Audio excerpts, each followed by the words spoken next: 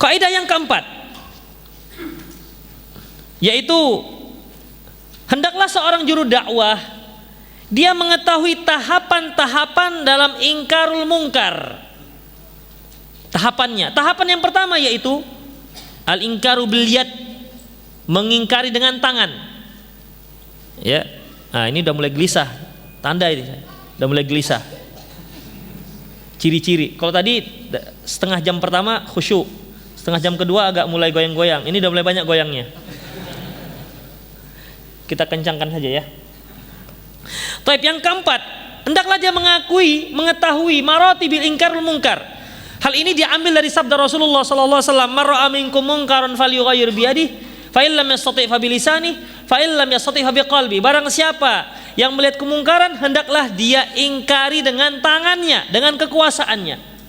Kalau dia nggak sanggup, dengan lisannya. Kalau dia nggak sanggup juga dengan hatinya. Ikhwati fiddin, rahimani Allah wa iyyakum. Ketika seorang mengingkari kemungkaran dengan tangannya, maksudnya adalah dia mengingkari kemungkaran yang ada di bawahannya, di bawah orang-orang yang dia kuasai, di bawah kekuasaannya. Seperti seorang suami, dia melihat kemungkaran dilakukan dalam rumah tangganya karena dia penguasa rumah tangga. Dia boleh melakukan pengingkaran dengan tangannya, dengan kekuasaannya. Dengan tangan itu bukan berarti pukul langsung, enggak, ya. Dia gunakan kekuasaannya itu.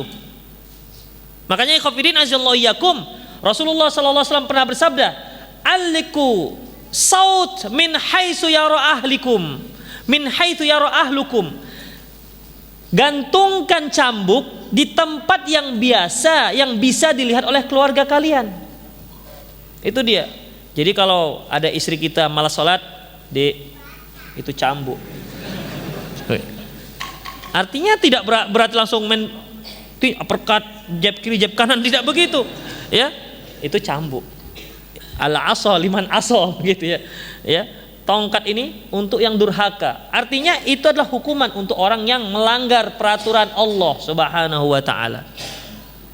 Kita bicara, tapi nilai bicara kita itu adalah kualitasnya kualitas seorang penguasa terhadap orang yang dikuasai. Si istri tidak bisa, "Bang, tuh ada cambuk." Tidak bisa begitu. Kenapa? Karena kalau istri yang berbuat seperti itu, dia akan katakan, si suami akan katakan, "Besok abang akan beli cambuk yang lebih besar." Karena dia itu yang berkuasa. Tidak bisa ya khafidin, ya. Orang bawah tidak bisa berbicara seperti itu, tapi orang atas bisa berbicara seperti itu. Jadi ghayyiru biyadihi, hendaklah dia rubah dengan kekuasaannya. Dengan kekuasaan di sini, dengan tangan di sini bukan harus dia pukul, enggak. Dia bicara tapi dengan kapasitas dia sebagai pemimpin. Oleh karena itu Ibnu Taimiyah mengatakan, tidak boleh seorang ketika melihat kaum muslimin yang lain mencuri, lantas dia tangkap, dia potong tangannya sendiri. Tangkap, kamu mencuri. Hukum Islam mengatakan as-sariq was-sariqatu faqatu aydiyahuma.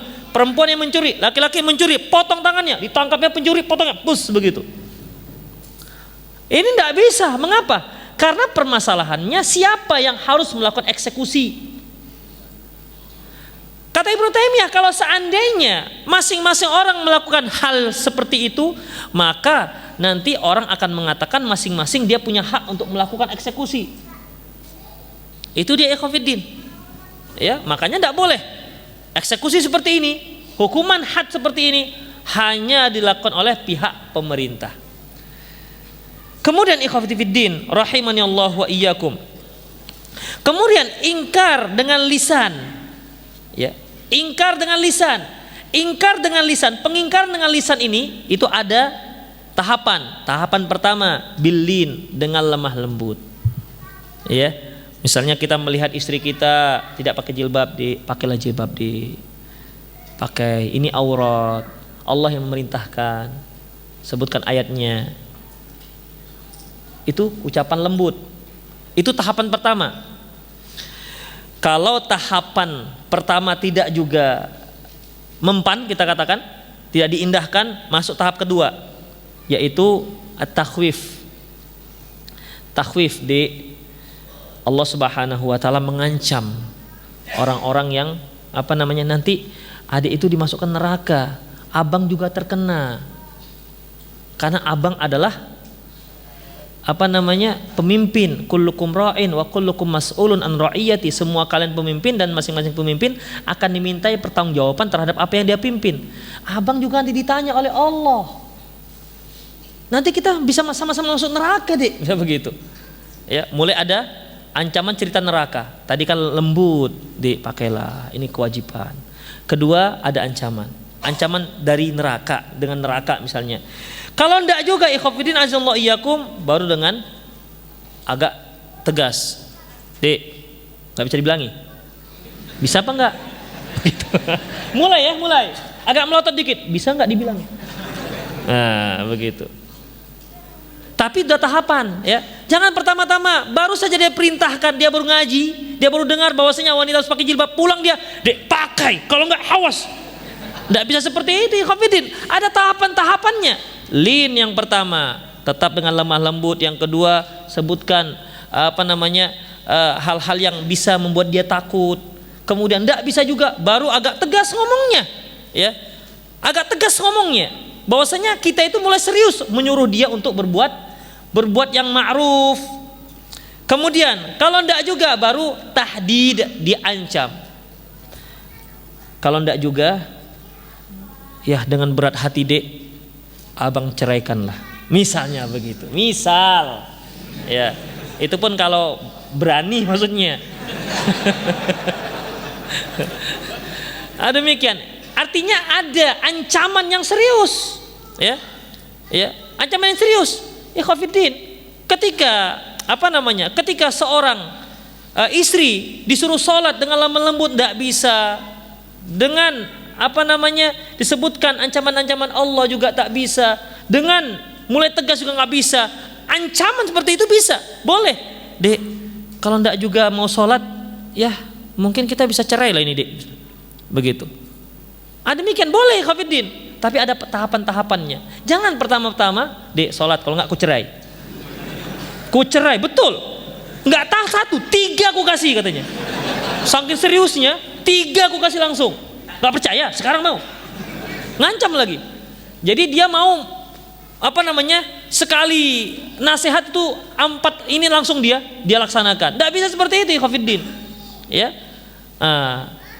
Oleh karena itu hendaklah kita tahu maratibul ingkar, ya, mengetahui tahapan-tahapan dalam mengingkari. Itu berkaitan dengan lisan.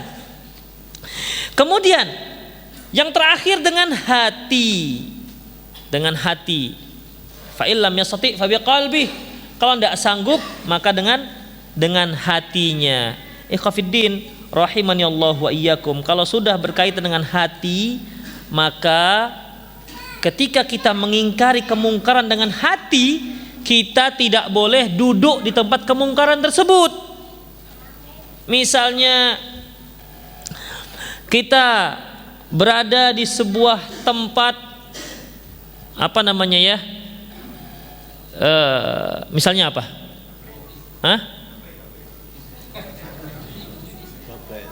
Oh iya, judi. Kita mau ingkari kemungkaran, kita bukanlah orang siapa-siapa. Kita tak punya kekuasaan. Mau bicara, nggak pandai ngomong, gagap. Iya kan, nggak mungkin, Pak, enggak. Jadi lawakan nanti jadinya. Akhirnya kita hanya bisa urut dada. Aduh, ini kemungkaran. Maka sebagai ekspresi kita mengingkari kemungkaran dengan hati kita tinggalkan majelis itu. Jangan kita di situ juga. Saya tidak bisa mengingkari dengan kekuasaan, dengan ucapan. Hati saya juga tidak suka. Tapi dia di situ aja. Begitu. Di tempat-tempat ada yang musik misalnya, dihidupkan musik. Apakah walimah yang ada keyboardnya, dia mau larang nggak bisa, ngomong nggak bisa. Dia nggak suka dalam hatinya, tapi dia di situ juga. Kadang-kadang jempolnya juga goyang-goyang kan. Saya nggak suka, lupa dia jempolnya di bawah goyang-goyang. Itu nggak mengingkari dengan hati namanya. Berarti hatinya juga suka. Ya, ini bisa kita kita bisa nilai diri kita seperti itu. Seperti ketika kita di bus, kemudian bus itu menghidupkan musik, kira-kira benci gak kita? Kita bisa ukur. Kalau kita mendengar, ini nostalgia lama ini, teringat kita murojaah yang sudah lama gak kedengar, di sini dengar, oh ya, ini dulu love song ini begitu. Teringat lagi siapa penciptanya, siapa yang melantunkan tembangnya. Berarti hati pun kita tidak mengingkarinya. Itu tandanya. Berarti hati kita itu masih suka dengan kemungkaran.